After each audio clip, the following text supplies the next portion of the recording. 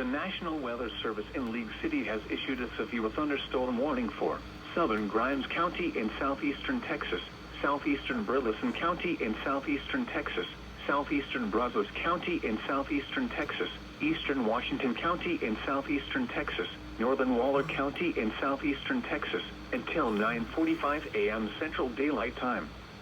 At 8:56 a.m. Central Daylight Time, a cluster severe thunderstorms was located 8 miles west of Washington, or 12 miles northeast of Brenham, moving east at 35 miles per hour. Hazard, quarter-size hail. Source, radar indicated. Impact, damage to vehicles is expected. Locations impacted include Southeastern College Station, Navasota, Washington, Milliken, Anderson, Todd Mission, Plantersville, Rones Prairie, and Independence.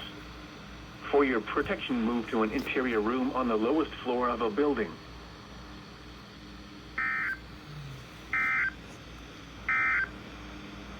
A severe thunderstorm warning remains.